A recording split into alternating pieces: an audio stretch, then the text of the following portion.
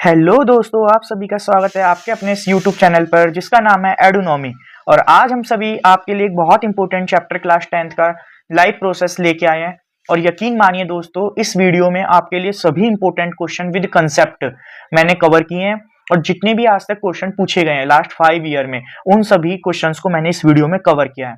बस आपको एक काम करना है, अपने आप पेन और पेपर लेके आपको बैठना है। जो भी इसमें मैं आपको इंपॉर्टेंट चीज आपको लिखवाऊंगा वो आपको नोट डाउन करते हुए जानी है। और अभी आपको जितनी भी देर ये वीडियो चलेगी, थोड़ी देर के लिए आपको बिल्कुल कंसंट्रेशन से अपना दिमाग और अपना पूरा ध्यान आपको इस वीडियो पे लगाना है और एक एक कंसेप्ट को बहुत बारीकी से सीखना है। और after the end of the video आपको कभी भी दोबारा इस चैप्टर को पढ़ने की दोबारा नीड नहीं पड़ेगी और आपके जितने भी क्वेश्चन आने वाले हैं वो सब इसी वीडियो से आप कवर कर सकते हैं। यकीन मानिए, मैंने आपके लिए सारे कॉन्सेप्ट इस वीडियो में कवर किए हैं। तो आइए हम अपनी वीडियो को स्टार्ट करते हैं। तो सबसे पहले अपना मोटिवेशन क्योट हम जैसे हर बार वीडियो स्टार्ट करने से पहले देखते हैं। तो सबसे पहले, किस्मत सिर्फ मेहनत से बदलती है, बैठकर सोचते रहने से नहीं। तो दोस्तों, आप जैसे हम सोचते रहते हैं कि हम ये पढ़ेंगे, हम ऐसे पढ़ेंगे, हम वैसे पढ़ेंगे, पर हम मेहनत करते नहीं है। तो मेहनत करने से किस्मत बदलती है, मात्र सोचने से। कि आज रात को सोच रहे हैं कि आज मोबाइल चला रहे हैं रात को तुम, और हम सोच रहे हैं नेक्स्ट डे हम ये काम करेंगे। नहीं, आपको रात को भी पढ़ना पड़ेगा। जब मेहनत आपकी कंटिन्यूअस रहेगी तभी जाके आपको सफलता मिलेगी।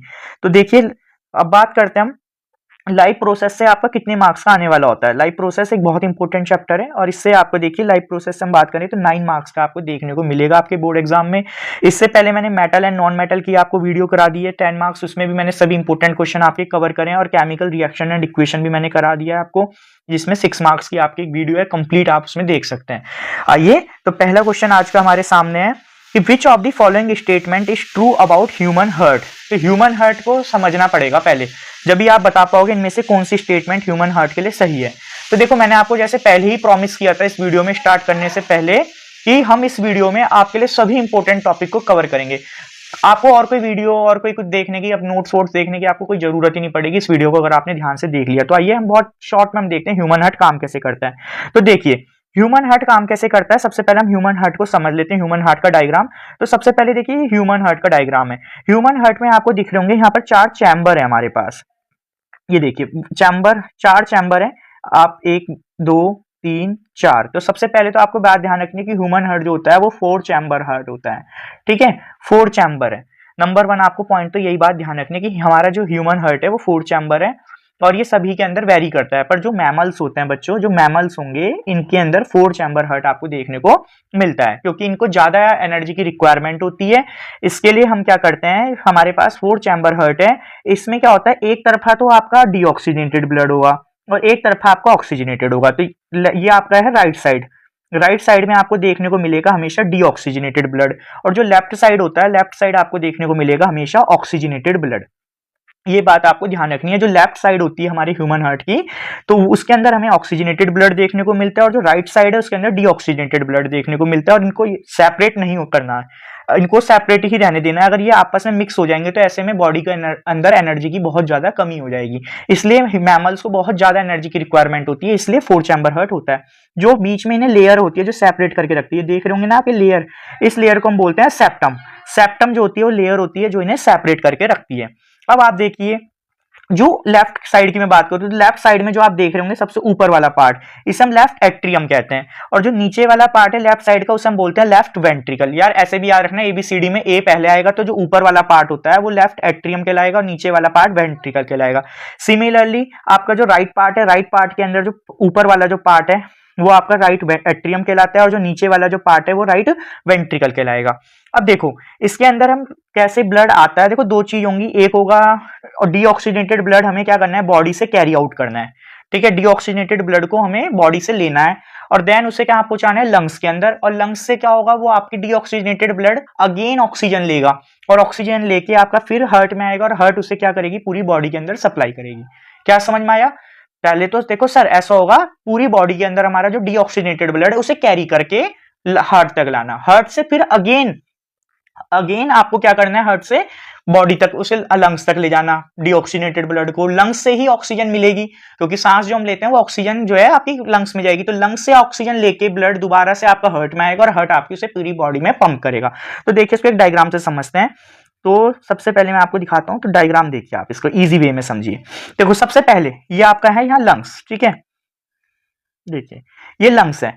लंग्स से क्या होने वाला है, लंग्स से क्या होगा आपका पल्मोनरी जो वीन है, पल्मोनरी वीन क्या होती है आपकी, देखो बच्चों पल्मोनरी का जहां भी मीनिंग आएगा, पल्मोनरी का संबंध होता है लंग्स से, ठीक है, पल्मोनरी का संबंध होता है आपका लंग्स से। और ये क्या होगा, लंग्स से जो भी आपकी वीन कनेक्ट होगी, देखो वीन जो होती है वो आपका ध्यान रखना है, जो वीन होती है इसका जो साइज होता है, इसकी जो थिकनेस होती है वो नैरो होती है, ये नैरो होती है और थिन वॉल्ड होती है, इस पे जो वॉल होगी बच्चों वो थिन होगी। और जो आपकी आर्टरी होती है, आर्टरी ये हमेशा ध्यान रखना है, ये होगी आपकी थिक होगी, ये इसकी जो वॉल होगी ये थिक होगी, और ये साथ में क्या होगी आपकी वाइड भी होगी। ये बात को आपको ध्यान रखना है, जो वीन होंगी वो नैरो होंगी, थिन होंगी, क्योंकि इसके अंदर जो ब्लड का प्रेशर होता है वो बहुत धीमा होता है, जबकि जो आर्टरी होती है डायरेक्टली कनेक्ट रहती हैं आपकी हार्ट से। तो हार्ट से, क्योंकि हार्ट जो है वो बहुत ज्यादा प्रेशर वो एक्सर्ट करता है, तो आर्टरी की जो वॉल होंगी वो थिक होंगी और साथ में क्या होंगी, वाइड होंगी।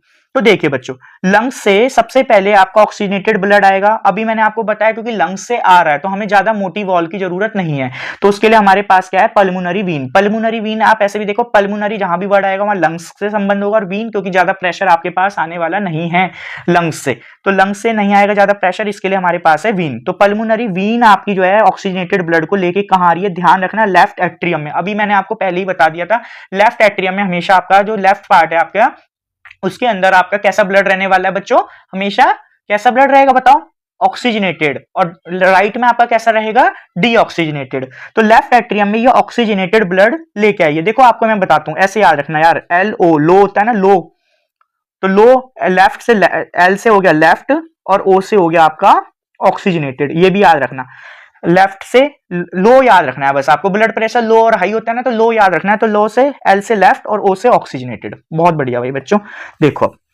तो लेफ्ट में आपका क्या आ गया, लेफ्ट एट्रियम में ब्लड आ गया। अब ये ब्लड क्या करेगा आपका, ये वॉल्व होती है, इस वॉल्व से लेफ्ट वेंट्रिकल में नीचे की तरफ जाएगा, ये कलेक्ट होगा, और फिर ये जैसे ही पंप करेगा, देखो आपका जो ब्लड ये हर्ट होता है, ये पहले तो ऊपर से पंप करता है, फिर नीचे से, ऊपर से नीचे से, ऐसे दो आप देखते हैं ना, धक धक धक धक धक धक इस तरह से बीट चलती है आपकी। तो पहले ऊपर से फिर नीचे से पंप करेगा, तो जब ऊपर से पंप करेगा तो सारा ब्लड कहां जाएगा, लेफ्ट वेंट्रिकल में आ जाएगा। और लेफ्ट वेंट्रिकल अब सब जो ऊपर से कितनी तेज दबाए, पुश करा एकदम, है ना, ऊपर से पुश करा तो लेफ्ट वेंट्रिकल से बहुत हाईली प्रेशर होगा, तो अब क्या होगा आपका अरोटा। अभी मैंने आपको बताया था आर्टरी, सबसे बड़ी आर्टरी हमारी बॉडी में कौन सी होती है, अरोटा, ये बहुत मोटा सा पाइप होता है अरोटा। इस मेन आर्टरी, इसे मेन आर्टरी भी कहते हैं अरोटा को। इस मेन आर्टरी में क्या करेगा, ब्लड जाएगा, और ये आगे क्या होगा, छोटी छोटी छोटी छोटी आर्टरीज में आगे बढ़ जाएगा, और आपके सभी बॉडी ऑर्गन्स तक आपका ऑक्सीजनेटेड ब्लड पहुंच जाएगा। अब बॉडी में क्या होगा, ऑक्सीजनेटेड जब ब्लड पहुंचेगा तो वहां से डीऑक्सीजनेटेड ब्लड भी साथ में कैरी आउट होता रहेगा। बेसिकली होता क्या है, ब्लड ये जैसे ब्लड की ब्लड है, तो इस ब्लड में ऑक्सीजन जाएगी और इसमें से ऑक्सीजन, तो इसमें से क्या हो जाएगी, बाहर निकल जाएगी, आपके सेल को मिल जाएगी, और इसके अंदर क्या आ जाती है उसी टाइम, कार्बन डाइऑक्साइड इस सेल के अंदर, इस ब्लड के ड्रॉप्स के अंदर एंटर कर जाएगी। तो वो डीऑक्सीजनेटेड ब्लड आपका क्या होगा, उसका प्रेशर अब क्या हो गया बच्चों, कम हो गया। तो अब वो क्या करेगी, वीन से आपकी बॉडी में ट्रेवल करेगी, और वीन से ट्रेवल करेगी मेन वीन से। अब वो सारी के सारी जो छोटी छोटी वीन्स होंगी वो किससे जुड़ जाएंगी, मेन वीन से, जिसे हम क्या कहते हैं, वीना कावा, ध्यान रखना है, इसे हम वीना कावा भी कहते हैं। तो मेन वीन से ये ब्लड आएगा आपका और जाएगा राइट एट्रियम में। पहले ही हम बात कर चुके थे कि राइट में डीऑक्सीजनेटेड ब्लड कैरी होगा, तो राइट एट्रियम में ये ब्लड आपका क्या कर जाएगा, एंटर करेगा राइट वेंट्रिकल में जाएगा, क्योंकि नीचे आ जाएगा ब्लड, जब ऊपर से ये प्रेस होगा तो राइट वेंट्रिकल से ब्लड आपका नीचे आएगा, और राइट वेंट्रिकल से फिर क्या होगा, पल्मोनरी जुड़ जाएगा, क्योंकि अब हमें इस डीऑक्सीजनेटेड ब्लड को लंग्स तक लेके जाना है। तो राइट वेंट्रिकल से क्या होगा, ये ब्लड आपका पल्मोनरी आर्टरी में जाएगा। क्योंकि आर्टरी क्यों आया, क्योंकि अब हार्ट पहुंचाएगा लंग्स तक, तो हार्ट जब पहुंचाएगा लंग्स तक तो आर्टरी ही आएगी, क्योंकि आर्टरी की वॉल कैसी होती है, थिक होती है। तो आर्टरी से ये ब्लड डीऑक्सीजनेटेड ब्लड आपका अगेन लंग्स तक पहुंचेगा, और लंग्स से फिर यहाँ पर क्या होगा, आपका रेस्पिरेशन के दौरान आपकी जो प्रोसेस होती है, तो ऑक्सीजन और कार्बन डाइऑक्साइड आपस में एक्सचेंज करेंगी, और फिर से वो ब्लड आपका ऑक्सीजनेटेड ब्लड लेफ्ट एट्रियम में आएगा। तो आई होप आपको ये पूरा का पूरा समझ में आया होगा। और बच्चों इसे हम क्या कहते हैं, डबल सर्कुलेशन बोलते हैं, क्योंकि आपने देखा ना एक बार में दोनों काम चल रहे हैं, एक तरफ तो लंग्स से हमारे ब्लड आ रहा है, लंग से ब्लड आ रहा है हमारे लेफ्ट एट्रियम में और राइट एट्रियम में बॉडी से आ रहा है। तो आप क्या हो रहा है, लेफ्ट एट्रियम में लंग से आ रहा है ब्लड, राइट एट्रियम में आपका बॉडी से आ रहा है। तो दोनों काम चल रहे हैं, एक तरफ लंग से आता रहता है और एक तरफ बॉडी से ब्लड आता रहता है, या बॉडी में ब्लड जाता रहता है। इसलिए हम इसे क्या कहते हैं, डबल सर्कुलेशन कहते हैं। Blood travels twice through the heart in one complete cycle. एक साइकिल कब कंप्लीट होगी, जब ऊपर से भी प्रेस होगा, नीचे से भी, ये है ना, ये वाला जो पार्ट है आपका, देखो ये जो ऊपर से भी प्रेस होता है एक बार और फिर नीचे से प्रेस होता है, ठीक है, बीट करेगा। तो एक साइकिल जब होती है, जब ऊपर से और नीचे से दोनों बार एक एक बार प्रेस कर जाए तो वन साइकिल, तो वन साइकिल में एक बार बॉडी डबल सर्कुलेशन हो गया, एक बार लंग्स से आया एक बार बॉडी से गया। तो इसलिए हम इसे क्या कहते हैं, डबल सर्कुलेशन भी बोलते हैं। तो अगर आ जाए आपके पास डबल सर्कुलेशन तो आप यहां से नोट डाउन कर लीजिएगा इसे और लिख दीजिएगा। तो आई होप आपको ये समझ में आया होगा। अब आपके पास नेक्स्ट है, देखो इसी का क्वेश्चन देख लेते हैं हम। क्वेश्चन देखते हैं, तो चलो थोड़ा सा मार्कर को मैं साइज बढ़ा लेते हैं। देखो तो ये क्या कह रहा है, which of the right atrium receive oxygenated blood. तो बच्चों इस क्वेश्चन को देखते हैं। तो क्या कह रहा है फर्स्ट पॉइंट में, right atrium receive oxygenated blood. Right जो एट्रियम होता है वो कभी भी ऑक्सीजनेटेड ब्लड तो कैरी करेगा ही नहीं, ये तो हम जानते ही हैं। राइट में हमेशा कैसा रहने वाला है, डीऑक्सीजनेटेड ब्लड रहने वाला है। तो पहला तो ऑप्शन आपका गलत हो गया। फिर आपसे क्या कह रहा है वो, देखो left atrium transfer oxygenated blood to the left ventricle. Left atrium क्या करता है, ऑक्सीजनेटेड ब्लड को पास करता है लेफ्ट वेंट्रिकल में, बिल्कुल सही बात है। Which send it into various part of the body, then वो पूरी बॉडी में वेरियस पार्ट में वो ब्लड को फ्लो करा देता है। तो बी आपका राइट आंसर हो जाएगा। फिर वो क्या कह रहा है, right atrium receive deoxygenated blood through Veena कावा, बिल्कुल सही बात है। वीना कावा से आपका ब्लड डीऑक्सीजनेटेड ब्लड आपका कैरी करता है from the upper and the lower body, बिल्कुल बात सही है। तो बी और सी भी सही है। फिर वो क्या कह रहा है, left atrium transfer oxygenated blood to aorta, नहीं भाई, लेफ्ट एट्रियम के अंदर तो ब्लड आता है पल्मोनरी आर्टरी, पल्मोनरी वीन से, और फिर उसके बाद में क्या करता है वो लेफ्ट वेंट्रिकल का, सी, बी एंड सी इसके राइट आंसर हो जाएंगे। तो आई होप आपको ये समझ में आया होगा। नेक्स्ट क्वेश्चन, नेक्स्ट क्वेश्चन हमसे कह रहा है, इन ह्यूमन रेस्पिरेटरी सिस्टम, अगर हम बात करें human respiratory system, when a person breathes in, जब कोई पर्सन सांस लेता है, the position of the ribs and diaphragm will be. तो देखो ये आपके जो है, यहाँ मैंने इसकी फोटो भी आपके लिए लगा रखी है। यहाँ आपके लंग्स हैं और इसके ऊपर आपके प्रोटेक्टिंग बोन्स का एक केज रहता है जिसे हम रिब केज भी बोलते हैं, पसली, जिसे हम हिंदी में पसलियां भी बोलते हैं। और इसके नीचे क्या होता है बच्चों, किस तरह की आप स्ट्रक्चर देख रहे होंगे, ये डायफ्राम है। डायफ्राम बेसिकली आपकी जो डायफ्राम होता है ये मस्कुलर सीट होती है, ठीक है, मस्कुलर सीट होती है जिसका काम क्या होता है, हमें सांस लेने में हेल्प करती है, ठीक है। कभी कभी आपने देखा होगा कि भीड़ में कहते हैं ना, भीड़ में ये व्यक्ति के ऊपर पैर रखा गया और पैर रखने से इसका जो है सांस नहीं लिया गया, ये कुचल के ये आदमी मर गया। तो ये होता है कि सांस ऐसे क्यों नहीं लिया गया, क्या उसके लंग्स दब गए, क्या बात है, नहीं, उसका जो डायफ्राम होता है इसके ऊपर अगर गलती से किसी का पैर आ जाता है तो ये अपनी शेप जो है, इसकी डायफ्राम शेप अपनी खराब हो जाती है। डायफ्राम ये फिर ऊपर नीचे जो मूव करता है सांस लेने के लिए वो नहीं कर पाता, इसलिए उस आदमी को सांस नहीं लिया जाता और इसलिए उसकी डेथ हो जाती है। तो ये यहाँ क्वेश्चन में क्या पूछ रहा है कि person breathe in the position of the ribs and diaphragm will be. तो आपके पास डायग्राम में देख रहे होंगे, जब ये डायफ्राम की ओरिजिनल शेप, देखो फर्स्ट वाली फिगर में आपको शायद दिख पा रहा हूं मैं, देखो ये आपके पास है ना डायफ्राम की ओरिजिनल शेप है, इस तरह से बैंड रहता है। अब क्या होता है जब कोई आदमी सांस लेगा तो ऑब्वियसली यार लंग्स का साइज क्या होगा, लंग्स होंगे आपके फैलेंगे, लंग्स आपको, लंग्स के अंदर एयर जाएगी, बैलून में जब एयर जाती है तो बैलून क्या होता है बच्चों, फैलता है, चौड़ा होता है। तो लंग्स तो आपके क्या होंगे, फैलेंगे। तो रिब्स केज क्या हो जाएंगी आपकी, ऊपर की तरफ मूव करेंगी, रिब्स तो आपकी फैलेंगी, ऊपर की तरफ ही मूव करेंगी, दिखा भी रखा है इसमें डायग्राम में। और डायफ्राम आपका क्या होगा, ये नीचे की तरफ मूव करेगा जब आप क्या करेंगे, एयर को इनहेल करेंगे अपनी बॉडी में। अब देखिए सेकंड वाले में जब आपने एयर को छोड़ा तो अब क्या हो रहा है, बैलून का साइज धीरे धीरे कम हो रहा है, तो ये डायफ्राम क्या होगा, अपनी ओरिजिनल शेप में वापस आना चाहेगा। और रिब्स भी अपनी क्या करेंगी, ओरिजिनल शेप में वापस आएंगी, तो ये क्या करेंगे, दोबारा से बैंड हो जाएंगी अंदर की तरफ, ठीक है, लिफ्ट हो जाएंगी, बैंड हो जाएंगी अंदर की तरफ, ठीक है। तो आई होप ये आपको समझ में आया होगा। अब देखो क्वेश्चन क्या कह रहा है हमसे कि lifted ribs and curve dome shape diaphragm, ribs आपकी क्या होंगी, लिफ्ट होंगी। ब्रीथ इन के लिए कह रहा है, तो ब्रीथ इन के लिए तो क्या हो रही है आपकी रिब्स ऊपर की तरफ लिफ्ट होंगी, बिल्कुल होंगी। तो सी और डी तो आपका बिल्कुल गलत हो जाएगा क्योंकि इसके अंदर रिलैक्स रिब और रिलैक्स रिब आ रहा है, तो ये तो गलत हो जाएगा। अब कर्व डोम शेप डायफ्राम, क्या डायफ्राम की शेप कर्व हो जाएगी, नहीं होगी बच्चों, कर्व क्यों होगी? जब सांस आप ऊपर से नीचे की तरफ लोगे तो डायाफ्राम तो आपका नीचे की तरफ जाएगा, तो कर्व थोड़ा ना होगा, क्योंकि ऑलरेडी वो कर्व शेप में रहता है। तो डायाफ्राम कर्व डोम शेप में नहीं होगा, डायाफ्राम क्या हो जाएगा आपका? फ्लैटन हो जाएगा। बच्चों ये जितने भी मैं आपको क्वेश्चन करा रहा हूं, मुझे बार बार कहना ना पड़े, ये बहुत इंपॉर्टेंट क्वेश्चन है और आपको अपने इस बोर्ड एग्जाम में भी इससे रिलेटेड क्वेश्चन देखने को मिलेंगे। तो मेरा आपसे इतना से ही एक रिक्वेस्ट है कि आप जो है आराम से इस वीडियो को देखते रहिए बढ़िया से, और जो जो चीजें इंपॉर्टेंट उन्हें नोट डाउन करते रहिए। यकीन मानिए इस पूरी वीडियो में आपके लिए बहुत मेहनत करी गई है जो आपके काम आनी चाहिए अच्छे से। नेक्स्ट क्वेश्चन क्या कह रहा है आपसे? Photosynthesis takes place in the leave, ठीक है, and then food prepared by it reach other part of the plant. क्या कह रहा है? वो प्लांट के फोटोसिंथेसिस में, जो फोटोसिंथेसिस होती है, आपको जानते हो कि लीफ के अंदर फोटोसिंथेसिस होती है, फूड प्रिपेयर होता है और आपका रीच करता है other part of the plant में। बिल्कुल बात सही है। तो नेम द प्रोसेस, इस प्रोसेस को हम क्या कहते हैं? तो बच्चे इस प्रोसेस को हम बोलते हैं ट्रांसलोकेशन, ठीक है, इसे हम बोलते हैं ट्रांसलोकेशन। ये बात ध्यान रखिएगा, इस प्रोसेस को हम ट्रांसलोकेशन बोलते हैं। सर क्या होती है ट्रांसलोकेशन? लीव्स के द्वारा भोजन बनाया जाता है और देन उसको क्या कर दिया जाता है? पूरी अदर बॉडी के पार्ट्स में भेज दिया जाता है। कहां कहां भेजा जाता है सर? ट्रांसलोकेशन में जो फूड होता है पत्तियों के द्वारा बनाया जाता है। अच्छा, पत्तियों के द्वारा जो बनाया जाता है इस प्रोसेस को फोटोसिंथेसिस बोलते हैं। तो फोटोसिंथेसिस में होता क्या? देखो, CO2 प्लस H2O, ठीक है, CO2 कार्बन डाइऑक्साइड जो एटमॉस्फेयर से आपका प्लांट्स जो है, प्लांट्स की जो लीव्स होती हैं वो इनटेक करती हैं, और वाटर जो कि उसे रूट से मिल जाता है। ये आपका प्रोसेस होती है सनलाइट की प्रेजेंस में। एक तो सनलाइट चाहिए और दूसरा क्या होना चाहिए? क्लोरोफिल। जिस प्लांट में क्लोरोफिल नहीं होगा, मतलब जो प्लांट ग्रीन नहीं होते हैं, नॉन ग्रीन प्लांट के अंदर ही फोटोसिंथेसिस नहीं होगी। तो CO2 प्लस H2O जब आपके सनलाइट की प्रेजेंस होती है और क्लोरोफिल की, जहां प्लांट के जिस भी पार्ट में क्लोरोफिल होगा वहां पर ये क्या फॉर्म करते हैं? C6H12O6, और साथ में क्या प्रोड्यूस होती है यहाँ पर आपके पास? ऑक्सीजन गैस, ठीक है। इसे बैलेंस कर लीजिए, यहाँ कार्बन 6 है तो इधर भी कार्बन में आप 6 लगा दीजिए, और हाइड्रोजन यहाँ पर कितने हैं? 12। तो हाइड्रोजन को 12 करने के लिए आप इधर 6 से मल्टीप्लाई कर दीजिए, हाइड्रोजन 12 हो गए। अब ऑक्सीजन इधर कितने हैं? 6 और 2 8, और इधर कितने हैं? 6 और 12 18 है, तो यहाँ भी आप 6 से मल्टीप्लाई कर दीजिए, तो ये हो जाएगी 6CO2 plus 6H2O, C6H12O6 plus 6O2, और ये आपका क्या होता है? ग्लूकोज, ठीक है। ग्लूकोज को हम सिंपल शुगर भी बोलते हैं, ग्लूकोज, ठीक है, ग्लूकोज। और ये आपकी ऑक्सीजन गैस इसमें बाय प्रोडक्ट होती है। तो फोटोसिंथेसिस से जो भोजन बनता है वो ट्रांसलोकेशन हो गया, फोटोसिंथेसिस की हमने रिएक्शन देख ली।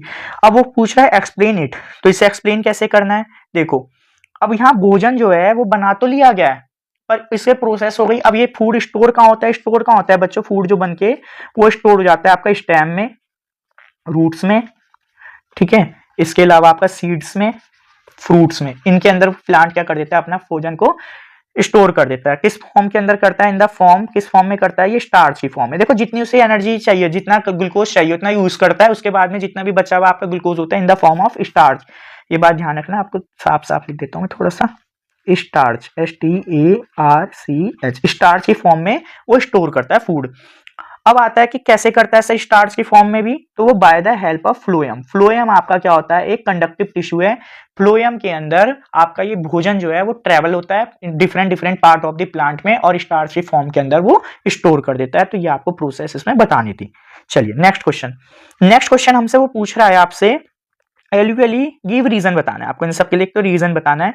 तो सबसे पहला रीजन क्या पूछ रहा है वो, alveoli in lungs are richly supplied with blood capillaries. ऐसा क्यों होता है कि जो एल्यूवियली होती हैं वो आपकी बहुत ज्यादा ब्लड कैपिलरीज रिचली होती है, बहुत ज्यादा उसके अंदर ब्लड कैपिलरीज होती हैं। मैं आपको एक मिनट दिखाना चाहूंगा, ये आपकी एल्यूवियली है, देखो ये एल्यूवियली है। पहली बात तो आपको समझना है कि जो रेस्पिरेटरी यूनिट होगी, ठीक है, रेस्पिरेटरी यूनिट भी अगर आपसे पूछ लिया जाए कि रेस्पिरेशन का मतलब आपको पता होना चाहिए, जिसके अंदर फूड आपका ब्रेक डाउन हो जाता है एनर्जी में। फूड जो है वो आपका, जब आपका जो फूड होता है हमारी बॉडी में, फूड किस फॉर्म में होता है? ग्लूकोज की फॉर्म में। ग्लूकोज से आपका ऑक्सीजन की प्रेजेंस में वो रिएक्शन होती है, अभी मैं आगे आपको दिखाऊंगा, भी इसमें लिखी हुई है मैंने। ग्लूकोज की फॉर्म में वो रिएक्शन होगी, और रिएक्शन होगी ग्लूकोज के साथ ऑक्सीजन की, और वो आपका स्टोर कर देता है फूड को, सॉरी स्टोर कर रहा हूं, वो आपका फूड से बनाता है एनर्जी। तो रेस्पिरेटरी यूनिट की बात कर ली जाए तो वो ध्यान रखना वो एल्यूवियली होते हैं। ये जो भी आप देख रहे हो बच्चों ये एल्यूवियली है, और आप इसके अंदर डॉटेड डॉटेड स्ट्रक्चर देख रहे होंगे, जितनी भी आपके अंदर इसके अंदर डॉटेड डॉटेड सी स्ट्रक्चर दिख रही है ये सभी की सभी आपकी ब्लड कैपिलरीज है। तो क्वेश्चन में आपसे क्या पूछ रहा है, इतनी ज्यादा ब्लड कैपिलरीज क्यों होती हैं? तो देखो बच्चों, जब भी आप सांस लेते हो, ठीक है, जब भी हम, अभी मैं आगे भी आपको इसमें एक्सप्लेन करूंगा, जब भी हम ब्रीथिंग करते हैं तो इनहेलेशन के दौरान हम ऑक्सीजन रिच एयर को हम लेते हैं अपने अंदर, ठीक है। वो हमारी कहाँ जाती है, लंग्स के अंदर। सर लंग्स में भी कहाँ जाती होगी हवा, जो भी हमने एयर लिया ऑक्सीजन वाली, वो सारी की सारी लंग्स के अंदर जाती है एल्यूवियली के अंदर। एल्यूवियली आपकी एक रेस्पिरेटरी यूनिट होती है, जहां पर एल्यूवियली से क्या होता है, ब्लड कैपिलरीज ऑक्सीजन ले लेती हैं और कार्बन डाइऑक्साइड को बाहर छोड़ देती हैं, ठीक है, डिफ्यूजन की प्रोसेस से। क्योंकि एल्यूवियली के अंदर कैसी हवा है, ऑक्सीजन वाली, देखो ना इधर एल्यूवियली के अंदर कैसी हवा गई, O2, और इनके पास जो हवा है वो कैसी है, CO2। जो यहाँ पर जो ब्लड कैपिलरीज है उनके अंदर CO2 है। अभी तो हमने पढ़ा था कि पूरी बॉडी से ब्लड जो आता है वो डीऑक्सीजनेटेड ब्लड आके जाता है मेन आपकी मेन वेन से आपका राइट एट्रियम में जाता है, और राइट एट्रियम से फिर वो आपका चले जाता है लेफ्ट राइट वेंट्रिकल में, और राइट वेंट्रिकल से आपका फिर जाता है वो पल्मोनरी आर्टरी के द्वारा लंग्स के अंदर। तो यहाँ पर जो CO2 वाला जो ब्लड होता है बच्चों, वो आपका ऑक्सीजन क्या करता है, डिफ्यूजन होता है, यहाँ पर ऑक्सीजन वाला ब्लड बन जाता है और कार्बन डाइऑक्साइड बाहर निकल जाती है। तो अब इस दौरान में अगर जितना ज्यादा हमारे पास ब्लड होगा, जितनी ज्यादा ब्लड कैपिलरीज होंगी, उतनी ज्यादा ऑक्सीजन क्या हो पाएगी हमारे पास, बॉडी एक्सचेंज कर पाएगी। तो बेसिकली ये करती क्या है, एल्यूवियली के अंदर ब्लड कैपिलरीज का काम क्या होता है, ये कर देती है इंक्रीज कर देती हैं ये सरफेस एरिया को इंक्रीज करती हैं। सर सरफेस एरिया किस चीज का लिए इंक्रीज हो जाए, फॉर एक्सचेंज ऑफ ऑक्सीजन, या आप सिंपल लिख दो एक्सचेंज ऑफ गैसेस। तो इसका काम क्या होता है, गैसेस के एक्सचेंज के लिए सरफेस एरिया बढ़ जाएगा। भाई जितनी सारी ब्लड कैपिलरीज होंगी उतना ज्यादा गैसियस एक्सचेंज होगा। तो आई होप आपको पहला क्वेश्चन समझ में आया होगा। नेक्स्ट आपसे पूछ रहा है, रेस्पिरेटरी पिगमेंट होता है ब्लड के अंदर जो कि ऑक्सीजन को ले लेता है और कार्बन डाइऑक्साइड को छोड़ देता है। पहली बात तो आप बात करेंगे रेस्पिरेटरी यूनिट, मैंने आपको बता दी एल्यूवियली। सर एक बात बताओ, ब्लड के अंदर ऐसी कौन सी चीज होती है जो ऑक्सीजन को लेती है, तो ब्लड के अंदर जो होती है वो होती है आपकी हीमोग्लोबिन। हीमोग्लोबिन का काम क्या होता है, बॉडी के अंदर ब्लड के अंदर ऑक्सीजन को ट्रैप करना, और साथ में कार्बन डाइऑक्साइड को भी ट्रैप करती है। पर जो ये हीमोग्लोबिन होता है ना बच्चों, ये ऑक्सीजन किसके साथ ज्यादा दोस्ती बनती है, ऑक्सीजन को ट्रैप मोस्ट करता है, बहुत ज्यादा ट्रैप करता है ये, देन कार्बन डाइऑक्साइड का। अगर कार्बन डाइऑक्साइड भी और ऑक्सीजन भी है तो ये ऑक्सीजन को ज्यादा ट्रैप कर लेगा और कार्बन डाइऑक्साइड को कम ट्रैप करता है।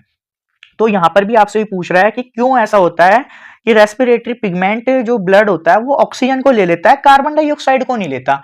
तो क्यों कार्बन डाइऑक्साइड को क्यों नहीं लेता, क्योंकि रेस्पिरेटरी पिगमेंट के अंदर हीमोग्लोबिन होता है, और वो हीमोग्लोबिन की जो एफिनिटी होती है, एफिनिटी वर्ड आप यूज करेंगे, ऑक्सीजन के लिए एफिनिटी उसकी ज्यादा होती है देन कार्बन डाइऑक्साइड। ओके, तो कार्बन डाइऑक्साइड के लिए उसकी एफिनिटी कम होती है, ऑक्सीजन के लिए एफिनिटी ज्यादा होती है, तो इसलिए वो ऑक्सीजन को तो ट्रैप कर लेता है और कार्बन डाइऑक्साइड को ट्रैप नहीं कर पाता। नेक्स्ट आपसे पूछ रहा है वो, during anaerobic respiration 3 carbon molecule is form as the end product instead of carbon dioxide in human beings. तो ये क्या पूछ रहा है आपसे कि 3 कार्बन मॉलिक्यूल बनते हैं instead of carbon dioxide in human beings. तो देखो सबसे पहले तो मैं आपको बताता हूँ, 2 तरह के हमारे पास रेस्पिरेशन की प्रोसेस होती हैं। एक होती है बच्चों आपके पास एरोबिक रेस्पिरेशन और दूसरा होता है एनारोबिक रेस्पिरेशन। एरोबिक रेस्पिरेशन, देखो रेस्पिरेशन में मैंने आपको बताया क्या होता है सर, रेस्पिरेशन में जो ग्लूकोज होता है ना, ग्लूकोज का ब्रेकडाउन सर, ग्लूकोज अगर ब्रेकडाउन होगा तो किस में टूटेगा, in the form of energy की फॉर्म के अंदर ये क्या करता है, ब्रेकडाउन करता है। इसी को हम क्या कहते हैं, आपका रेस्पिरेशन। बात समझ में आई, ग्लूकोज का ब्रेकडाउन होना कहां पर, सेल्स के अंदर, बॉडी के सेल्स के अंदर ग्लूकोज का ब्रेकडाउन होना किस फॉर्म में, एनर्जी की फॉर्म में, इसे हम रेस्पिरेशन कहते हैं। अब बच्चों बेसिकली ना ग्लूकोज का जब ब्रेकडाउन होगा तो ग्लूकोज का ब्रेकडाउन होने के लिए हमें चाहिए होती है ऑक्सीजन। अगर ऑक्सीजन की प्रेजेंस में ग्लूकोज का ब्रेकडाउन होगा तो उसे हम बोलते हैं आपका एरोबिक, एयर की प्रेजेंस में एरोबिक रेस्पिरेशन। और एनारोबिक जब ग्लूकोज का ब्रेकडाउन तो होगा पर in the absence of oxygen होगा, ऑक्सीजन नहीं होगी, तो उसे हम बोलते हैं आपका एनारोबिक रेस्पिरेशन। तो देखिए साइटोप्लाज्म के अंदर सबसे पहले आपका ग्लूकोज का ब्रेकडाउन होता है और वो बनाता है आपका पायुर्वेट। ठीक है, पायुर्वेट जो ग्लूकोज का फॉर्मूला हमने पढ़ा था अभी, C6H12O6 होता है।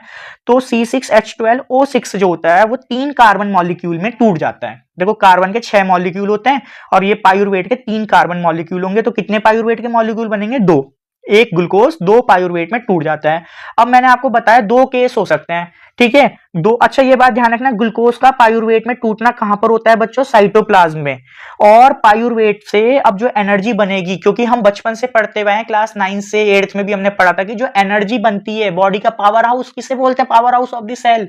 सर जो एनर्जी मिलती है वो हमें मिलती है माइटोकॉन्ड्रिया से। तो पायूरवेट से जो एनर्जी में ब्रेकडाउन होगा वो पायूरवेट से एनर्जी में ब्रेकडाउन होता है इन द माइटोकॉन्ड्रिया। तो अब पायूरवेट अगर ऑक्सीजन है बच्चों, ऑक्सीजन की प्रेजेंस में होगा, अगर ईस्ट के अंदर हो रहा है, ईस्ट आपका एक यूनिसेल्युलर ऑर्गेनिज्म है, तो ईस्ट के अंदर in the absence of oxygen होगा तो वहां आपके पास बनती है इथेनॉल। और अगर ह्यूमन के अंदर in the absence of oxygen हो रहा है तो वहां आपके पास क्या बनता है? लैक्टिक एसिड और एनर्जी। एनर्जी तो यहां भी बन रही है, in the absence of oxygen में भी एनर्जी बन रही है ईस्ट के अंदर, पर यहां पर बाय प्रोडक्ट में आपके पास आ रहा है इथेनॉल और कार्बन डाइऑक्साइड। और लैक ऑफ ऑक्सीजन के अंदर आपका क्या बन रहा है? लैक्टिक एसिड और एनर्जी। बच्चों पर एक बात ध्यान रखना, जब लैक ऑफ ऑक्सीजन होता है, in the absence of oxygen की प्रेजेंस में आपको ग्लूकोज का ब्रेकडाउन होता है तो यहाँ एनर्जी बनती है कम। अब अगर in the presence of oxygen होगा तो मैंने भी बताया ये माइटोकॉन्ड्रिया में होता है। माइटोकॉन्ड्रिया में आपके पास क्या बनेगा? कार्बन डाइऑक्साइड, वाटर और एनर्जी। और इस केस में जो एनर्जी होती है वो काफी ज्यादा बनती है।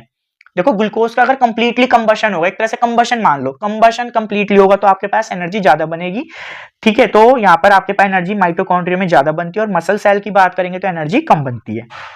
Back to the topic. During the anaerobic respiration 3 carbon molecule is form. हमें पता है 3 मॉलिक्यूल बनते हैं, form as the end product instead of carbon dioxide in human being. Human being में भी हमने पढ़ लिया है क्या बनता है? Lactic acid. भाई वहां पर कार्बन डाइऑक्साइड ना बन के क्या बनने लग जाता है? Lactic acid. अभी मैंने आपको रिएक्शन में पढ़ाया है। अगर यहीं पर मैं ईस्ट की बात करूं, ईस्ट के अंदर एनारोबिक रेस्पिरेशन में क्या बनता है? पायूरवेट जब टूटता है तो क्या बनता है बच्चों? बता दो। वो होता है आपका इथेनॉल, ठीक है, बहुत बढ़िया। और अगर एरोबिक रेस्पिरेशन होता तो वहां पर कार्बन डाइऑक्साइड ही बनता और साथ में H2O बन जाता और साथ में क्या बनती? एनर्जी बन जाती। बहुत बढ़िया बच्चों। चलो नेक्स्ट क्वेश्चन। नेक्स्ट क्वेश्चन हमसे पूछ रहा है वो कि name the movement that occur all along the gut in human digestive system। बहुत इंपॉर्टेंट क्वेश्चन है बच्चों।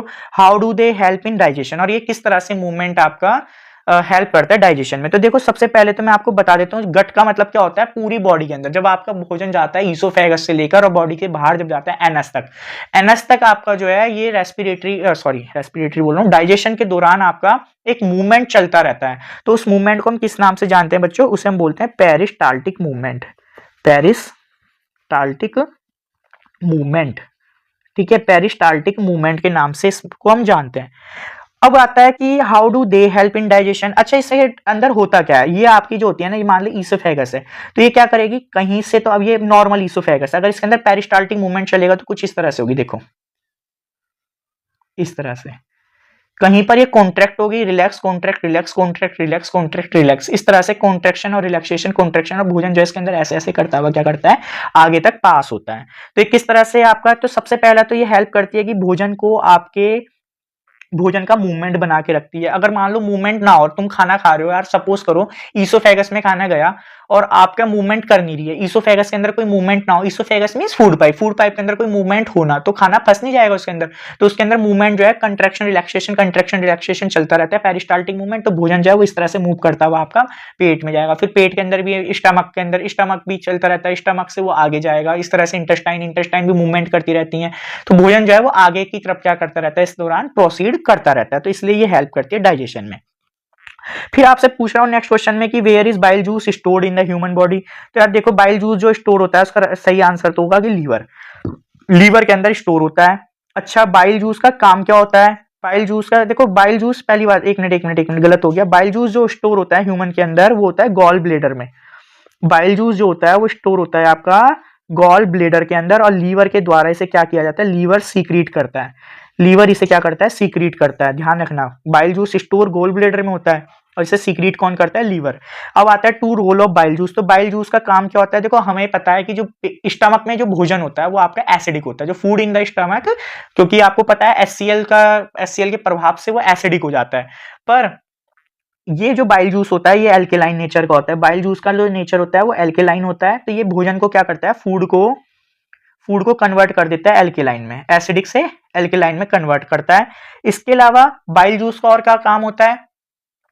बाइल जूस का काम होता है सबसे मेन इम्यूल्सिफिकेशन ऑफ फैट। ये इम्यूल्सिफिकेशन करता है किसका? फैट का। जो भी हमारे खाने के अंदर फैट होता है, देखो फैट का जो डाइजेशन का काम, फैट का कंप्लीट डाइजेशन तो इंटेस्टाइन में होगा, पर इम्यूल्सिफिकेशन का मतलब होता है ब्रेक डाउन। ये ब्रेक डाउन कर देता है आपका जो बड़े बड़े फैट के मॉलिक्यूल्स होते हैं उनको छोटे छोटे मॉलिक्यूल्स में चेंज कर देता है। तो इसी को हम इम्यूल्सिफिकेशन ऑफ फैट। ध्यान रखना, दो रोल के आ गए, आप लिखते भी चलिए फटाफट इन क्वेश्चंस के आंसर कि बाइल जूस का रोल इम्यूल्सिफिकेशन ऑफ फैट और make the food acidic to alkaline, alkaline बनाने का काम होता है इसका। चलिए नेक्स्ट आ जाओ। अब ये क्या पूछ रहा है, देखो ये इसी बार क्वेश्चन पूछा गया था। An organism which break down the food material outside the body. एक ऐसा ऑर्गेनिज्म बताओ जो भोजन का ब्रेक डाउन करता हो बॉडी के बाहर। देखो हम जो भोजन करते हैं ना बच्चों, वो कॉम्प्लेक्स फूड होता है, ठीक है, ध्यान रखना। जो हम भोजन करते हैं वो कैसा फूड होता है? कॉम्प्लेक्स फूड होता है। उस कॉम्प्लेक्स फूड को सिंपल फूड में बनाना, आज बहुत अच्छी चीज बता रहा हूं मैं आपको, देखना। ये कॉम्प्लेक्स फूड क्या होता है? जो आपका इनसॉल्युबल होता है, ठीक है, इनसॉल्युबल होता है ये आपका, मतलब ये कहीं घुलेगा नहीं, पानी में घुलता नहीं है। जब पानी में नहीं घुलेगा तो ब्लड में भी नहीं घुलेगा, ये बात ध्यान रखना। जब ब्लड में नहीं घुलेगा तो फिर वो आपकी बॉडी में जाएगा कैसे? तो जो भी हम भोजन करते हैं वो इनसॉल्युबल होता है, मीन्स वो कॉम्प्लेक्स फूड होता है और इसे सिंपल फूड में चेंज करती है हमारी बॉडी। इसको इनसॉल्युबल, इसे क्या करती है? सिंपल फूड में चेंज करने का मतलब हो गया इसे बनाएगी सॉल्युबल में। जैसे कॉम्प्लेक्स फूड में मैं बात करता हूँ तो जो स्टार्च है वो आपका कॉम्प्लेक्स फूड है, ये आपका पानी के अंदर सॉल्युबल नहीं है। पर जो इसको चेंज कर देते हैं हम ग्लूकोज में, ठीक है, ग्लूकोज में, तो ग्लूकोज जो है वो वाटर सॉल्युबल है, तो ये सिंपल फूड के अंदर आता है। और बच्चों कॉम्प्लेक्स फूड से सिंपल फूड में लाने की प्रोसेस ही क्या कहलाती है? डाइजेशन। बहुत भारी बच्चों को डाइजेशन की डेफिनेशन ही याद नहीं होती है, तो बहुत सिंपल सी बात है कि कॉम्प्लेक्स फूड जो आपका इनसॉल्युबल होता है उसे आपको चेंज। देखो आपने देखा होगा फैट कभी पानी में मिलता है क्या? फैट जो है वो कभी भी, आपको कोई भी फैट ले लो, जैसे घर में मस्टर्ड ऑयल है आपके पास, कोकोनट ऑयल है, ऑलिव ऑयल है, उसे आप पानी में डाल दीजिए, रिफाइंड है, उसे आप पानी में डालिए, कितना भी चला लीजिए, पानी के अंदर घुलेगा नहीं, मतलब वो इनसॉल्युबल है और हम खाते तो वही है। तो बॉडी के अंदर वो फैट जब इनसॉल्युबल होगा तो बॉडी से बाहर हो जाएगा। तो बॉडी का काम क्या होता है? उसे इम्यूल्सिफाई करना, उसे डाइजेस्ट करना, डाइजेस्ट करके वो आपके फैटी एसिड में चेंज करती है, जो कि आपका एसिड तो हमें पता है पानी में घुल जाएंगे तो ब्लड में आपका डिसॉल्व हो जाता है और ब्लड से पूरी बॉडी के अंदर मूव करता है।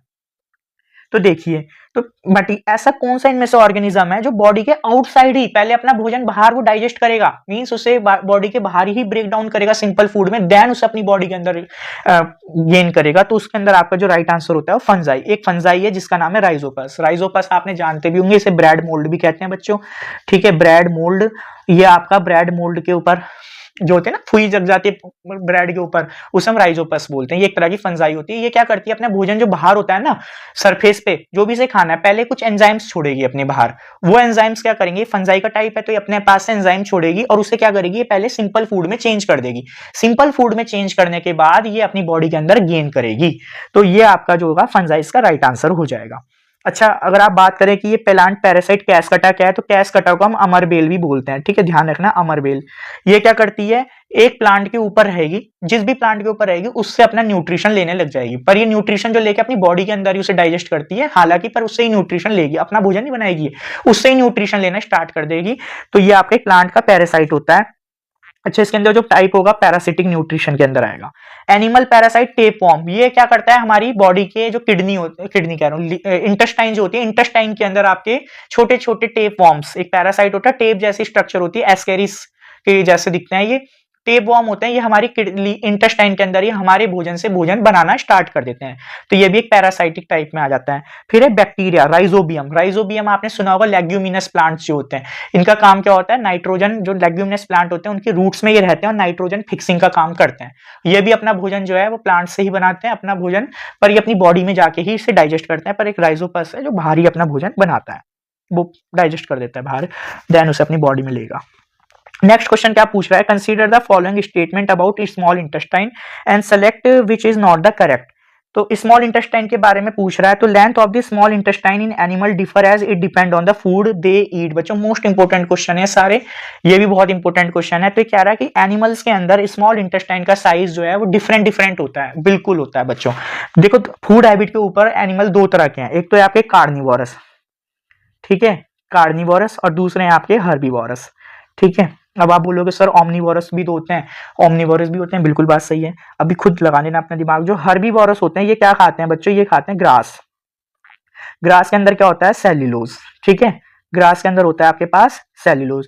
तो हार्बीवोरस क्या करते हैं, ग्रास खाते हैं सेल्यूलोज, और सेल्यूलोज को टाइम लगता है। देखो हमारी बॉडी में अगर कोई पूछे ना सबसे ज्यादा टाइम किस चीज को लगता है पचने में, तो वो होता है आपके पास स्टार्च, कार्बोहाइड्रेट्स। कार्बोहाइड्रेट्स का ब्रेकडाउन हमारे माउथ से स्टार्ट हो जाता है और एंड होता है इंटेस्टाइन में। तो सबसे ज्यादा टाइम लगता है हमारी बॉडी के अंदर कार्बोहाइड्रेट्स को डाइजेस्ट करने के लिए। तो हार्बीवोरस तो ग्रास ही खाएंगे, और सेल्यूलोज भी एक टाइप है आपका कार्बोहाइड्रेट का, तो इनको बहुत अधिक समय लगता है अपना भोजन पचाने में। तो हार्बीवोरस जो होते हैं इनके अंदर जो इंटेस्टाइन होती है, स्मॉल इंटेस्टाइन की जो लेंथ होती है, स्मॉल इंटेस्टाइन इज लॉन्गर, इनके अंदर लॉन्गर होती है देन कार्निवोरस। कार्निवोरस से लंबी होती है इनके अंदर इंटेस्टाइन। कार्निवोरस लोग क्या खाते हैं, ये फ्लैश खाते हैं अदर एनिमल का, जिसको डाइजेशन में इसके अंदर आपके कार्बोहाइड्रेट कम होते हैं, इसके अंदर प्रोटीन वगैरह ज्यादा होता है, इसलिए ये अपना भोजन जो है जल्दी पचा लेते हैं। इसलिए इसमें स्मॉल इंटेस्टाइन जो होती है वो शॉर्टर होती है, इसके अंदर स्मॉल इंटेस्टाइन शॉर्टर होगी। पर अगर हम ऑमनीवोरस की बात करें तो ऑमनीवोरस के अंदर ना ज्यादा इंटेस्टाइन जो होती है वो शॉर्ट होती है, स्मॉल इंटेस्टाइन ज्यादा शॉर्ट भी नहीं होती और ज्यादा लॉन्ग भी नहीं होती, मतलब वो कार्निवोरस और हार्बीवोरस के बीच में लाई करती है। ठीक है, चलो नेक्स्ट क्वेश्चन है आपसे। तो ये तो आंसर आपका बिल्कुल सही है, तो वही डिफर तो करती है। Small intestine is a site of complete digestion of food. बिल्कुल, स्मॉल इंटेस्टाइन के अंदर कंप्लीट डाइजेशन हो जाता है फूड का, ये बात भी आपको ध्यान रखनी है। Small intestine receive secretion from liver and pancreas. Of course livers का सीक्रीशन भी लेती है और पैनक्रियाज का भी सीक्रीशन लेती है।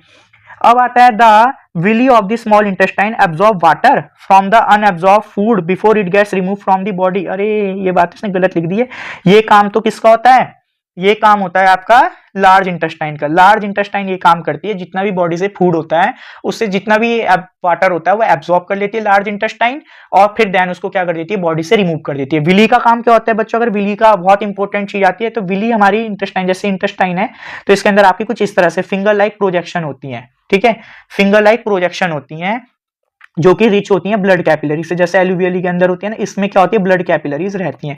फिंगर लाइक प्रोजेक्शन होती है, ब्लड कैपिलरीज रहती हैं। ये क्या करती है, स्मॉल इंटेस्टाइन का सरफेस एरिया बढ़ा देती है। सर सरफेस एरिया तो वही रहने वाला है, नहीं, सरफेस एरिया किस काम के लिए बढ़ा रही है, फूड के एब्जॉर्प्शन के लिए। जो भी आपका डाइजेस्टेड फूड है ना, क्योंकि ब्लड ही उसे एब्जॉर्ब करेगा। ब्लड कहां पर है, जितनी ज्यादा विली होंगी उसमें इतनी ज्यादा ब्लड कैपिलरीज होंगी, तो उतना ज्यादा क्या करेंगी, वो भोजन को एब्जॉर्ब करेंगी। तो ये क्या करती है, फूड एब्जॉर्प्शन के लिए स्मॉल इंटेस्टाइन के अंदर आपका सरफेस एरिया को इंक्रीज कर देती हैं विली। तो विली का काम क्या होता है, फूड के एब्जॉर्प्शन में हेल्प करना है। तो ये आपका डी ऑप्शन इसमें राइट हो जाएगा, जो कि गलत है। गलत किसके रेस्पेक्ट में, स्मॉल इंटेस्टाइन का ये काम नहीं होता है। ठीक है, चलो नेक्स्ट क्वेश्चन, इससे भी हम बाद में आगे डिस्कस करेंगे। नेक्स्ट देखो, ये क्या कह रहा है, name the type of blood oxygenated and deoxygenated transport by each of the following mentioning the path from one organ to another. अब ये पूछ रहा है कि वीना कावा, अगर मैं बात करूं तो वीना कावा का काम क्या होता है बच्चों, अभी तुम बताओ मुझे, वीना कावा का भी हमने काम क्या पढ़ा, बताओ बताओ जल्दी से, वीना कावा का हमने काम क्या पढ़ा है। वीना कावा के अंदर सबसे पहले थे पूछ रहा टाइप ऑफ ब्लड, तो भाई वीना कावा को अभी हमने देखा था, हम इसे मेन वीन के नाम से भी जानते हैं। ठीक है, इसका काम क्या होता है, सबसे पहले अगर मैं बात करूं तो ये कैसा ब्लड कैरी करती है, पूरी बॉडी से जो भी आपका ब्लड होता है डीऑक्सीजनेटेड ब्लड, उसे कहां लेके जाती है, ये हार्ट में। तो वीना कावा का काम क्या हो गया, डीऑक्सीजनेटेड ब्लड को कैरी करने का। डीऑक्सीजनेटेड ब्लड को ये कैरी करती है। अब वो इतना पूछ रहा है कि ये बताओ कि from one organ to another, तो कहां से, बॉडी से कहां लेके जाएगी, हार्ट में। तो हार्ट में भी कहां लेके जाएगी भाई, अभी बताओ। हार्ट में जब ब्लड आएगा तो कहां, देखो कोई भी एक बात ध्यान रखना, मैंने आपको बताया था जो ऊपर वाला पार्ट होता है हार्ट का वो एट्रियम कहलाता है, नीचे वाला वेंट्रिकल। तो कोई भी चीज आएगी तो वो एट्रियम में आएगी, जाएगी तो वेंट्रिकल से जाएगी। सही बात है भाई, देखो कहीं भी घर में कहां से आओगे आप, आगे वाले गेट से ही तो आओगे, पीछे वाले से जाओगे। तो यहाँ पर आगे वाला कौन सा, एट्रियम, और पीछे वाला क्या है, वेंट्रिकल। तो एट्रियम से आएगा, वेंट्रिकल से जाएगा। एट्रियम ऊपर है, इसलिए एबीसीडी में मैंने आपको बताया था अल्फाबेटिकल में ए सबसे ऊपर आता है, तो ए ऊपर है, वी नीचे है। तो हार्ट, बॉडी से हार्ट में आती है, और हार्ट में भी डीऑक्सीजनेटेड ब्लड की बात कर रहे हैं तो अभी हमने पढ़ा था लो का मतलब लेफ्ट के अंदर ऑक्सीजनेटेड, और R D Sharma, R for right और डी फॉर डीऑक्सीजनेटेड ब्लड। तो ये होगा राइट एट्रियम के अंदर। बहुत बढ़िया बच्चों। नेक्स्ट, पल्मोनरी आर्टरी, पल्मोनरी का संबंध है तो इसका मतलब तो ये किससे जुड़ी हुई है आपकी, डायरेक्ट पल्मोनरी आर्टरी की बात कर रहा है ये। पल्मोनरी आर्टरी किस तरह का ब्लड कैरी करेगी, पहले तो समझ लो पल्मोनरी का मतलब है लंग्स, तो ये लंग्स से इसका संबंध होगा। अब है आर्टरी, आर्टरी का मतलब मैंने आपको बताया था थिक वॉल, जिसकी थिक वॉल होगी तो थिक वॉल होगी इसका मतलब हार्ट, तो कहीं ना कहीं ये हार्ट और लंग्स के बीच में कनेक्शन देगी। तो यार हार्ट से लंग्स में जाएगा, आर्टरी है तो हार्ट से लंग्स में जाएगा, हार्ट ही प्रेशर करने वाला है। तो देखो कितना अच्छा तुम दिमाग लगा पा रहे हो। आर्टरी की थिक वॉल होती है, आर्टरी की जब थिक वॉल होंगी तो ये हार्ट से कहां लेके जाएगा ब्लड, लंग्स तक, क्योंकि पल्मोनरी आ गया। तो इतना तो हमें समझ में आ गया कि हार्ट से लंग्स तक लेके जाएगा। जब भी कोई चीज लेके जाएगी तो कहां से लेके जाएगी, वेंट्रिकल से। एट्रियम में तो चीज आती है तो वेंट्रिकल से जाएगी। तो पल्मोनरी आर्टरी के अंदर आप इतना तो दिमाग लगा पा रहे हो कि हार्ट से लंग में चीज जाएगी और कहां से जाएगी, ये वेंट्रिकल से जाएगी। इतनी बात भी हमारी समझ में आ रही है। अब यार देखो हार्ट से लंग्स में जाएगी तो हार्ट से तुम्हें लग रहा है कि ऑक्सीजनेटेड ब्लड जाएगा लंग्स में, क्या करेगा ऑक्सीजनेटेड ब्लड लंग्स में जाके, नहीं, लंग्स में तो ऑक्सीजनेटेड ब्लड नहीं जाने वाला, तो जाएगा कैसे, डीऑक्सीजनेटेड, क्योंकि हार्ट से उसे क्या चाहिए, हार्ट क्या चाह रहा है कि मैं ऑक्सीजन डीऑक्सीजनेटेड ब्लड दूंगा, मुझे ऑक्सीजनेटेड ब्लड दो। तो पल्मोनरी आर्टरी क्या लिखेंगी, oxygenate deoxygenated blood, deoxygenated blood. भाई हमने बिल्कुल रटा नहीं, देखो अगर मैं आपको रटा दूं ना तो उससे कोई समझदारी की बात नहीं, आप चीजों को समझो। पल्मोनरी आर्टरी, अब हार्ट से लंग्स में जाएगा, डीऑक्सीनेटेड की बात होगी तो हमेशा क्या होगा, इसके अंदर राइट आएगा, क्योंकि राइट के अंदर ही डीऑक्सीनेटेड ब्लड रहने वाला है। तो आई होप आपने क्वेश्चन भी अच्छे से सीख लिया होगा। अब आइए नेक्स्ट क्वेश्चन। नेक्स्ट क्वेश्चन क्या कह रहा है, with the help of schematic flow chart, आपको फ्लो चार्ट के माध्यम से दिखाना है break down of the glucose in the cell. Already मैंने आपके लिए इसके लिए बात कर दी है कि जो ब्रेक डाउन होता है आपका ग्लूकोज का, जो ग्लूकोज होता है बच्चों, ग्लूकोज का फार्मूला होता है C6, एक तो मार करना ये थोड़ा सही से नहीं चलता है, C6H12O6, इसका ब्रेक डाउन होता है पायुर्वेट में। भैया ये तो सबके अंदर होगा, चाहे एरोबिकली हो चाहे एनारोबिकली हो, चाहे in the presence of oxygen हो चाहे in the absence of oxygen हो, पायुर्वेट में टूटना ही है, जो कि कितना होता है 3 कार्बन का होता है। इसके अंदर 3 कार्बन एटम होते हैं। तो पायुर्वेट कितने बनने वाले हैं आपके पास, 2। अब ग्लूकोज से पायुर्वेट का कहां टूटता है, ये तो टूट जाता है सर जी साइटोप्लाज्म के अंदर, साइटोप्लाज्म के अंदर ही ग्लूकोज से पायुर्वेट बन जाता है। इस चीज का तो आपको बिल्कुल ध्यान रखना है, क्योंकि पावर हाउस क्या होता है, माइटोकॉन्ड्रिया। तो जितनी भी एनर्जी वगैरह की प्रोसेस होगी वो तो माइटोकॉन्ड्रिया के अंदर होगी, पर माइटोकॉन्ड्रिया क्या कहेगा कि ये क्या है ना, बड़ा ग्लूकोज नहीं चाहिए मुझे, छोटे छोटे उसके टुकड़े दो, तो छोटे छोटे पीसीज के अंदर टूट जाएगा, वो पायुर्वेट बनता है। ठीक है, पायुर्वेट को हम पायुर्विक एसिड भी बोलते हैं। तो साइटोप्लाज्म के अंदर ये प्रोसेस चलती है। ग्लूकोज से पायुर्वेट में टूटना प्लाज्मोलाइसिस कहलाता है। अगर आपको ज्यादा जानकारी लेनी है तो मैं बता रहा हूँ, ग्लूकोज से पायुर्वेट में टूटने की प्रोसेस क्या कहलाती है, प्लाज्मोलाइसिस। ठीक है, प्लाज्मोलाइसिस की प्रोसेस से ग्लूकोज का पायुर्वेट में टूटना होता है। अब देखो ग्लूकोज 3 कार्बन में टूटेगा, मैंने आपको बताया था in the presence of oxygen. भाई ऑक्सीजन की प्रेजेंस में, यहां पर मैंने डायग्राम बना रखा है, प्रेजेंस ऑफ ऑक्सीजन क्या बनेगा, कार्बन डाइऑक्साइड बनेगा, वाटर बनेगा और एनर्जी बनेगी। और एनर्जी किस फॉर्म में बनती है बच्चों, बॉडी के अंदर एटीपी की फॉर्म के अंदर। एनर्जी जो स्टोर होती है बॉडी के अंदर वो एटीपी की फॉर्म के अंदर होती है। तो ध्यान रखना है आपको, कार्बन डाइऑक्साइड, वाटर और एनर्जी बनेगी। और कितनी एनर्जी बनेगी, 38 एटीपी। मैंने आपको बताया भी था, कभी भी कोई चीज यार रेस्पिरेशन का मतलब नहीं समझो, चीजों का जलना, ग्लूकोज का जलना, अगर कोई चीज जलेगी तो अपने अंदर से क्या प्रोड्यूस करेगी, हीट प्रोड्यूस करेगी in the form of energy. यहाँ एनर्जी बन गई, वाटर बनता है और साथ में क्या बनती है, कार्बन डाइऑक्साइड। तो यहाँ पर भी यही हो रहा है, सेम कार्बन डाइऑक्साइड बनेगा, वाटर बनेगा और यहाँ एनर्जी किस फॉर्म में बनने वाली है आपके पास, एटीपी की फॉर्म में। अगर in the lack of oxygen की बात हो जाए कि in the lack of oxygen, तो ऑक्सीजन की लैक में, एब्सेंस ऑफ ऑक्सीजन में अगर मैं बात करूं ईस्ट के अंदर आपके पास क्या बनता है, इथेनॉल, कार्बन डाइऑक्साइड और एनर्जी। इथेनॉल, कार्बन डाइऑक्साइड और एनर्जी मात्र कितनी बनती है, 2 एटीपी बनती है, बहुत कम एनर्जी बनती है। ठीक है, क्योंकि जब कोई चीज ऑक्सीजन की प्रेजेंस में जलेगी नहीं, आपको पता है लकड़ी है, लकड़ी को आप जलाओ, अगर हवा अच्छे से नहीं है, उसे ऑक्सीजन अच्छे से नहीं दी जाएगी तो क्या करती है, धुआं बनाएगी। तो सेम यहाँ पर 2 एटीपी बनने वाला है। अगर मैं मसल सेल्स की बात करूँ, ह्यूमन की बॉडी में जब हम बहुत ज्यादा एक्सरसाइज करते हैं तो हमारी बॉडी को बहुत ज्यादा एनर्जी की रिक्वायरमेंट होती है और इतनी जल्दी ऑक्सीजन हमारी बॉडी में जा नहीं रही होती है, इसलिए हमारे सांस भी क्या हो जाते हैं, बढ़ जाते हैं, ब्रीथिंग रेट बढ़ जाता है। तो ऐसी कंडीशन में जो है लैक्टिक एसिड बनेगा और साथ में एनर्जी बनती है। तो यहां आपको सिमेटिक डायग्राम से आपने ये सब चीज दिखा दी। चलो नेक्स्ट क्वेश्चन ये अब ऐसा करते हैं, वीडियो काफी लंबी हो चुकी है, तो नेक्स्ट क्वेश्चन 10 से कुछ और क्वेश्चन भी मेरे पास हैं। 10 के बाद ये मैं क्या करता हूँ, आपके लिए एक दूसरी वीडियो में इसमें कवर कर देता हूँ, और बस आपको यही वीडियो देखनी है, इसमें सब कुछ आपके लिए क्या हो जाएगा, कवर कर दूंगा मैं इस वीडियो में आपका पूरे चैप्टर का। आप देख ही होंगे, इतनी वीडियो आपने देख ली है, इसके लिए बहुत बहुत धन्यवाद आपका। और इसी तरह से मैं एक और इसका पार्ट ले आऊंगा, उसमें हम पूरा चैप्टर कंप्लीट कर देंगे। तो फिलहाल आज के लिए इतना ही, थैंक यू।